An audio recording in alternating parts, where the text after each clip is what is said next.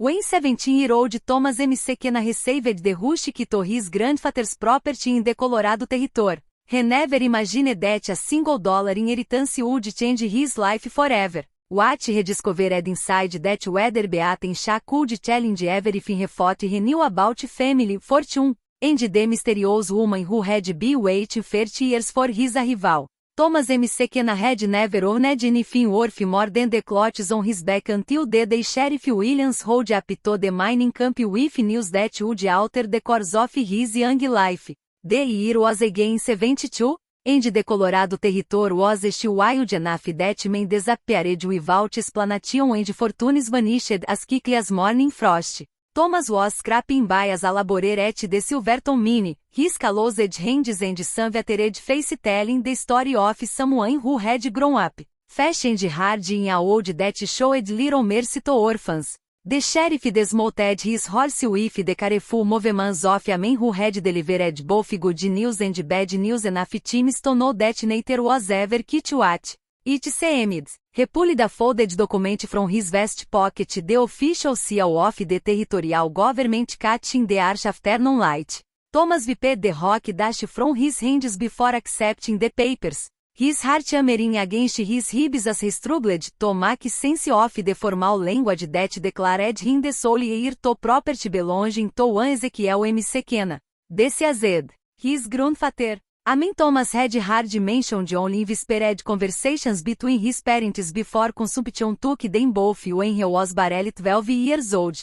The inheritance consisted of a single structure described as a dwelling and exactly $1 in documented assets, located in a place called Vidus Creek, today's hard hidden south through territory that most decent folks avoided after sunset.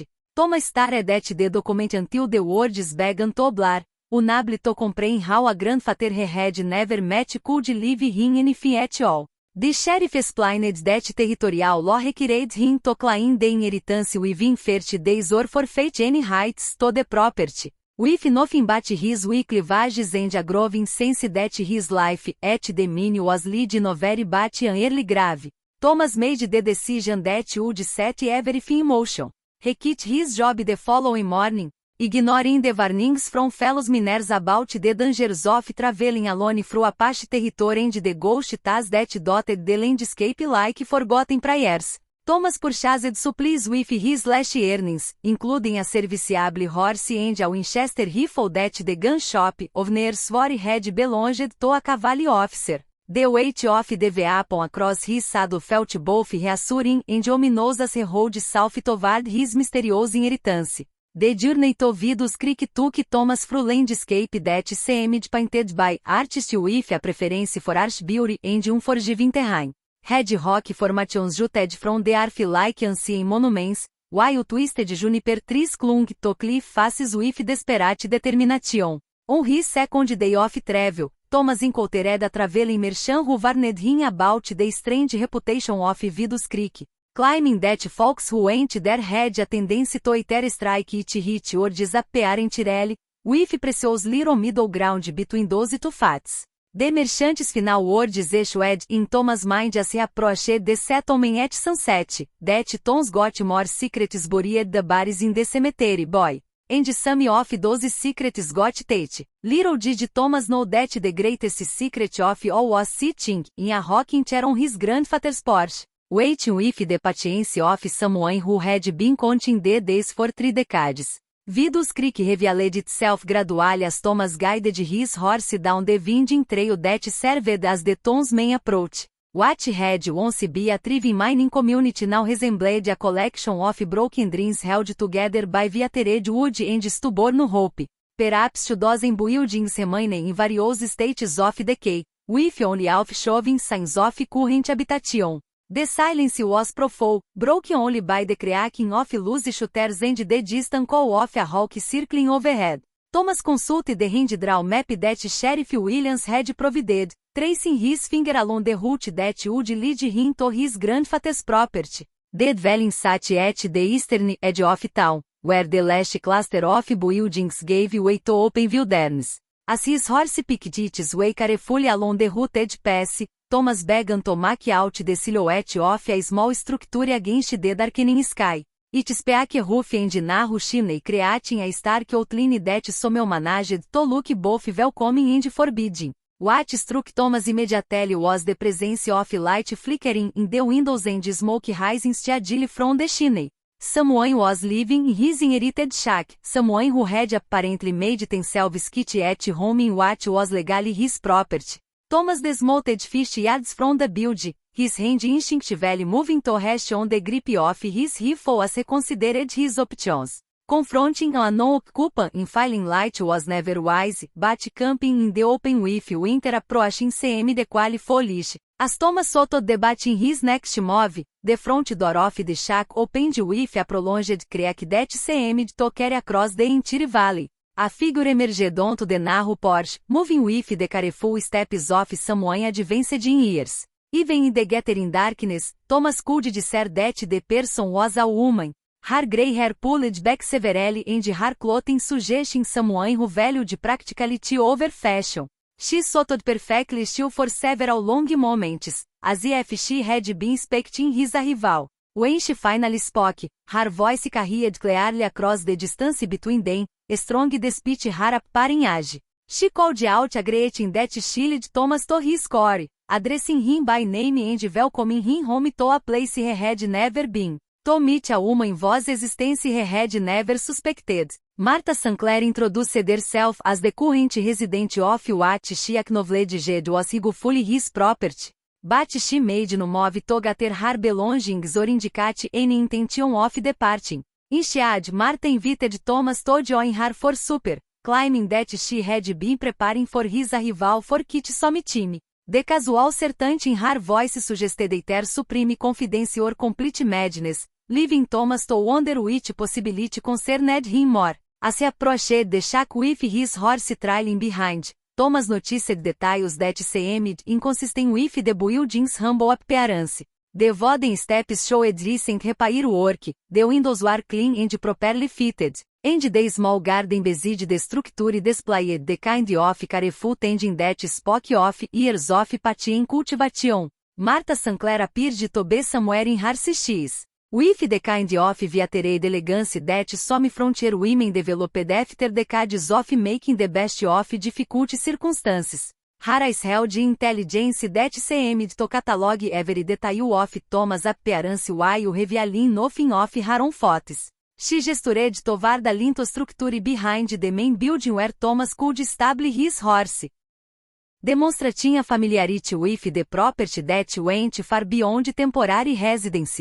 The interior of the shack defied every expectation Thomas had formed during his approach. Rather the sparse accommodation he had imagined, the single room displayed a level of comfort and organization that spoke of considerable care and investment. A substantial stone fireplace dominated one wall, its art radiating environmental gold the space. And made furniture filled the room with an attention to detail that suggested either considerable skill or significant expense. Shelves lined the walls, filled with books, preserves, and household items that represented far more than $1 worth of assets. Martha served Thomas a meal that surpassed anything he had eaten since leaving the mining camp, featuring fresh bread, preserved vegetables, and venison that had been prepared with herbs he could not identify. As they at Bailam plight, she began to share information that transformed Thomas' understanding of both his inheritance and his family history. According to Martha, Ezekiel McKenna had been far more than the simple hermit that official record suggested. He had been a man with secrets, connections, and resources that extended well beyond the boundaries of Vidus Creek. The story that Martha told over the course of that first evening painted a picture of Thomas' grandfather as someone who had lived multiple lives, each carefully constructed to serve different purposes.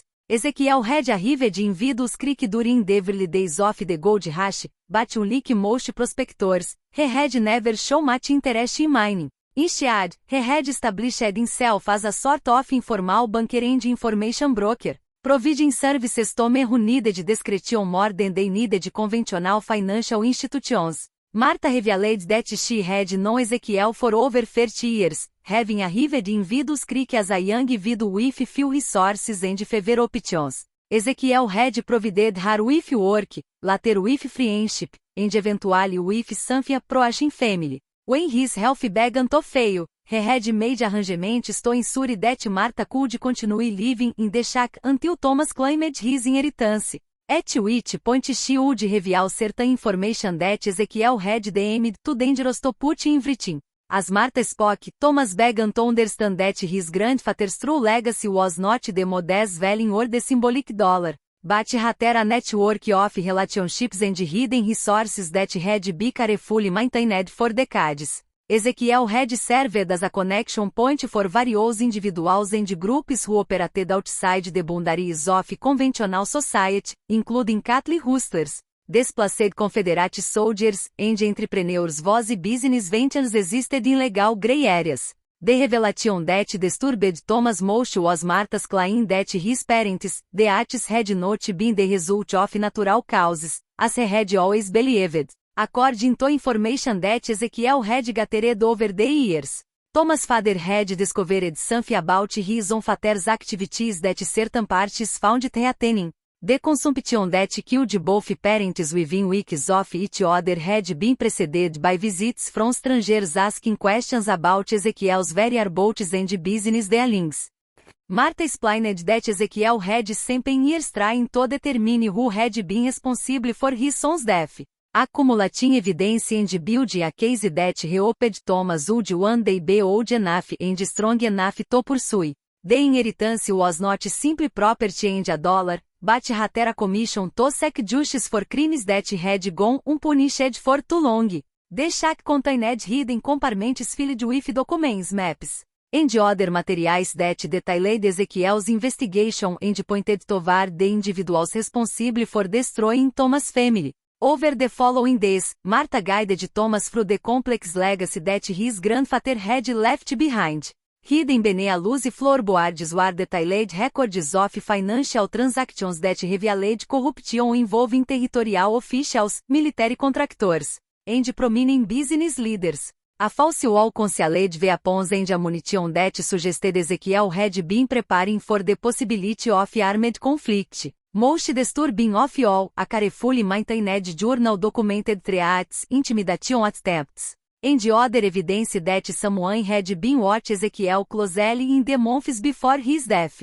The journal entries painted a picture of a man who knew his time was running short and was desperate to ensure that his accumulated knowledge would not die with him. Ezekiel had written extensively about his regrets regarding the choices that had ultimately cost his son's life, expressing hope that Thomas would prove wise enough to avoid the mistakes that had led to such tragedy. The final entries revealed that Ezekiel suspected his own death might not be entirely natural, having noticed symptoms that seemed inconsistent with the heart condition that Martha had described to territorial authorities. As Thomas absorbed the overwhelming information that Martha continued to reveal, he began to understand that accepting his inheritance meant accepting responsibility for much more than he had ever imagined. The individuals who had killed his parents were still alive, still powerful, and still capable of eliminating threats to their interests. Martha made it clear that Thomas could choose to walk away,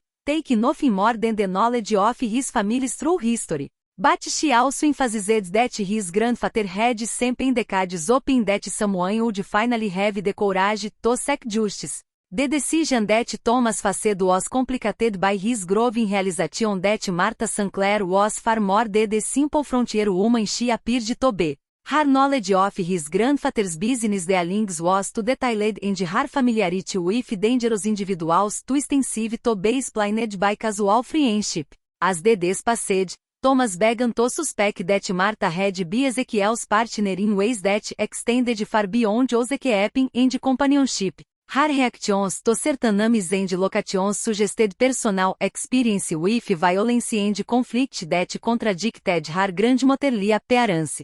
Martha eventually confirmed Thomas' suspicions, revealing that she had spent much of her adult life work alongside men who operated outside conventional law enforcement. Her late husband had been involved in activities that required both courage and discretion, and after his death, She had continued using skills that most women of her generation never developed. Ezekiel had recognized her capabilities and had gradually drawn her into his own investigation, making her an essential partner in gathering evidence and maintaining surveillance on their targets. The partnership between Ezekiel and Martha had developed into something deeper over the years. Though both had maintained the fiction of a simple landlord-tenant relationship for the benefit of anyone who might be watching, Martha's devotion to continuing Ezekiel's work was motivated by genuine affection as well as a shared commitment to justice, making her Thomas' most valuable ally in understanding the dangerous path that lay ahead. Her knowledge of the individuals involved in his parents' deaths was comprehensive, including their current locations, business relationships, and potential vulnerabilities. Martha presented Thomas with detailed dossiers on three men who had been central figures in the conspiracy that cost his parents their lives. The first was Colonel Harrison Burke, a former military officer who had parlayed connections made during the war into a lucrative career supplying substandard goods to frontier settlements and military outposts. Burke's operations depended on territorial officials who were willing to overlook irregularities in exchange for substantial bribes, making him vulnerable to anyone who possessed evidence of his corrupt practices. The second target was Samuel Whitmore, a businessman who had built his fortune by manipulating land claims and mineral rights, often using violence and intimidation to force legitimate owners to sell their properties at far below market value. Whitmore employed a network of thugs and corrupt officials to protect his interests, but Ezekiel had documented instances where those protections had failed, suggesting that the man was not as untouchable as he appeared. The most dangerous of the three was Jude Marcus Ashford, whose position in the territorial government provided legal protection for the activities of men like Burke and Whitmore. Ashford had built his career by ensuring that certain cases never came to trial and that inconvenient evidence disappeared from official records. Ezekiel's investigation had revealed that Ashford was the architect of the conspiracy that had targeted Thomas' family, making him the primary focus of any justice-seeking efforts. As Thomas studied the evidence that his grandfather had compiled over decades, he began to understand the scope of the corruption that had infected the territorial government and the business community. The three men were part of a larger network that included politicians, military officers, and business leaders who worked together to eliminate competition and silence potential witnesses. Thomas' father had discovered evidence of their activities while working as a surveyor, inadvertently documenting irregularities in land claims that threatened to expose their entire operation. The murder of Thomas' parents had been disguised as natural deaths, but Ezekiel's investigation had uncovered evidence that suggested the use of poison that mimicked the symptoms of consumption. The same substance had been used to eliminate other potential witnesses, always administered in ways that aroused no suspicion from local physicians who lacked the expertise to recognize sophisticated toxins. Martha revealed that Ezekiel had obtained samples of the poison and had been working to identify its source when his own health began to decline. The realization that his grandfather might also have been murdered filled Thomas with a rage that threatened to overwhelm his capacity for rational thought. Martha recognized the danger in his emotional state and insisted that any action he chose to take must be carefully planned and expertly executed. Rushing into confrontation with powerful men who had successfully concealed multiple murders would likely result in Thomas' own death and the permanent burial of evidence that represented decades of careful investigation. Martha proposed a strategy that would use the evidence against the three men systematically, beginning with the most vulnerable target and working toward those with the greatest resources and protection. Colonel Burke's supply contracts depended on his reputation for reliability and discretion, making him susceptible to exposure that would destroy his business relationships. Martha had maintained contact with several of Burke's former associates who had grown dissatisfied with their treatment and might be willing to provide additional testimony in exchange for immunity from prosecution. The play required Thomas to assume a false identity and infiltrate Burke's organization.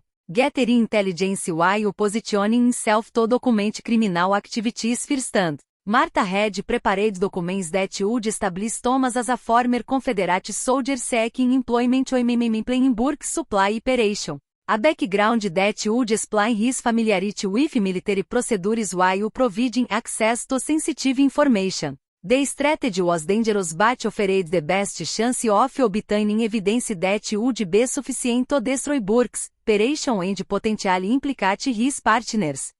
Thomas spent weeks preparing for his role, studying military protocols and practicing the mannerisms that would make his assumed identity believable. Martha coached him in techniques for gathering information without arousing suspicion, drawing on years of experience with surveillance and infiltration. The transformation required Thomas to suppress his natural honesty and adopt the cynical worldview of someone who had survived war and its aftermath. A psychological challenge that proved nearly as difficult as the physical dangers he would face. When Thomas finally departed Vidus Creek to begin his mission, he carried with him not only his grandfather's evidence but also Martha's blessing and her promise to maintain their base of operations until his return.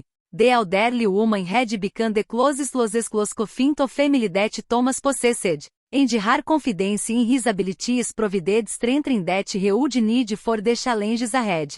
As he rode toward his confrontation with his family's killers, Thomas carried the weight of decades of injustice and the hope that his grandfather's long pursuit of truth would finally reach its conclusion. The story of Thomas McKenna's inheritance had begun with $1 and a rush key, but it had become something far more valuable and dangerous than he could ever have imagined. In accepting his grandfather's legacy, Thomas had gained not only property and knowledge but also a mission that would test every aspect of his character and determination. The old woman who had been waiting 30 years for his arrival had prepared him as well as possible for the trials ahead. But the ultimate success or failure of Ezekiel McKenna's final gambit would depend on the courage and wisdom of the orphan boy who had never known he was heir to anything more than hardship and loss.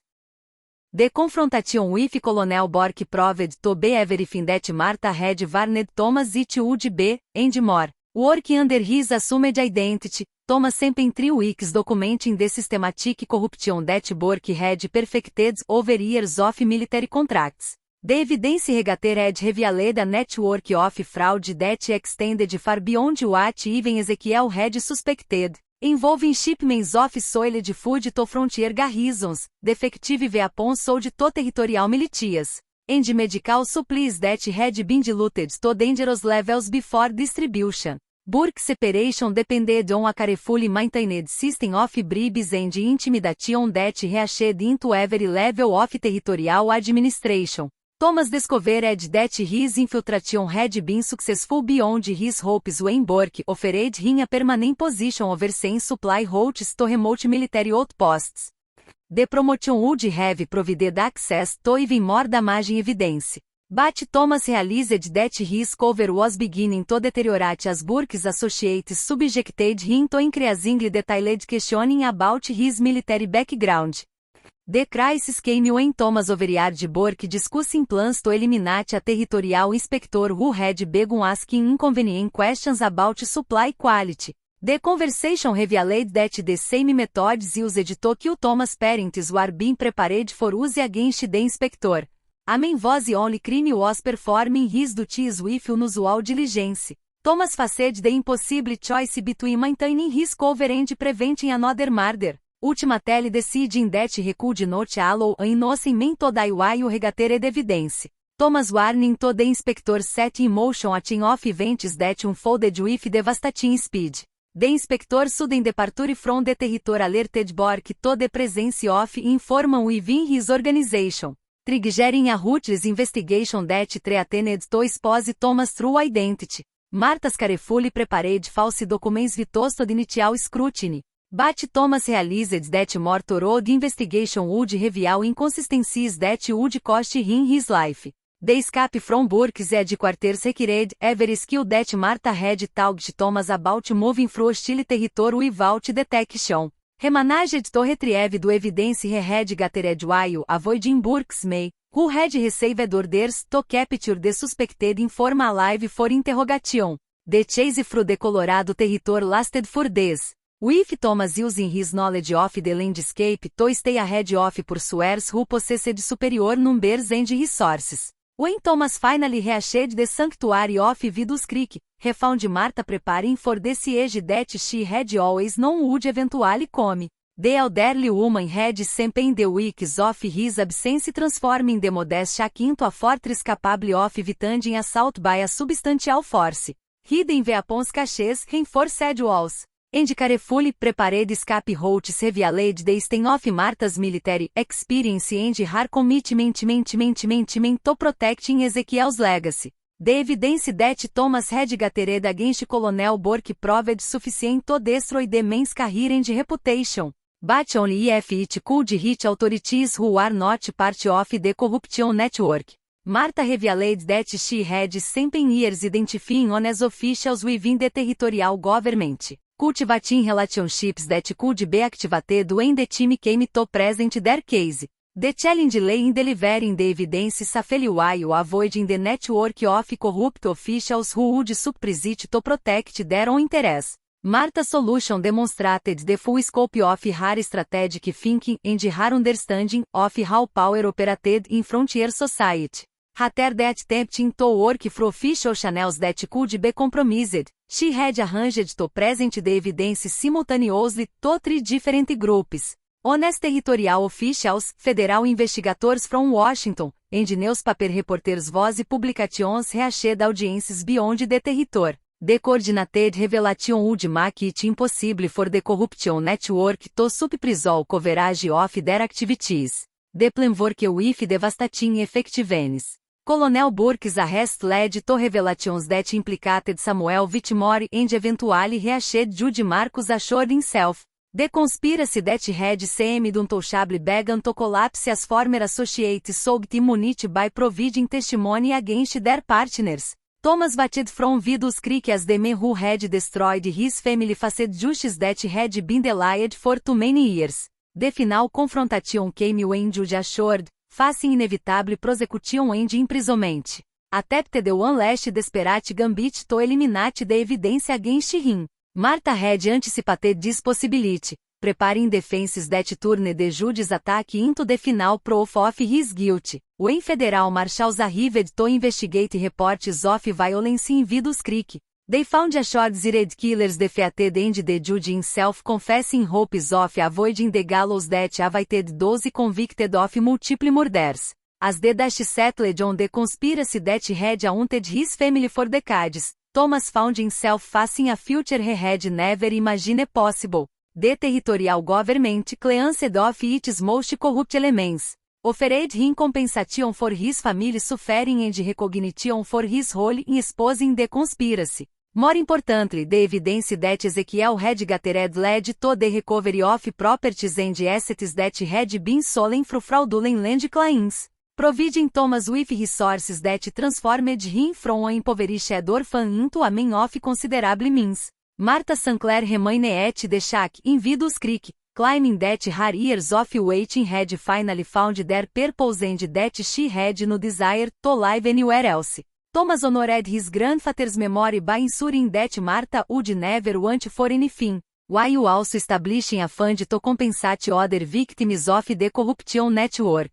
The dollar inheritance had grown into something far more valuable than money, the restoration of justice and the vindication of a family's honor. In the key moments after the storm had passed, Thomas often reflected on the chain of events that had begun with a rustic and a skeptical ride toward an unknown inheritance. The old woman who had been waiting 30 years for his arrival had given him far more than shelter and information. She had provided him with the tools to reclaim his family's legacy and the wisdom to use those tools effectively. Ezekiel McKenna's final gambit had succeeded beyond his wildest hopes, transforming his grandson from a bitter orphan into a man capable of facing any challenge with courage and determination. The shack at Vidus Creek became a symbol of persistence and justice throughout the territory. Visite by those who wanted to understand how ordinary people could challenge corruption and prevail against overwhelming odds. Thomas and Martha welcomed these visitors, sharing the lessons they had learned about patience, preparation, and the power of truth to ultimately triumph over even the most sophisticated deception.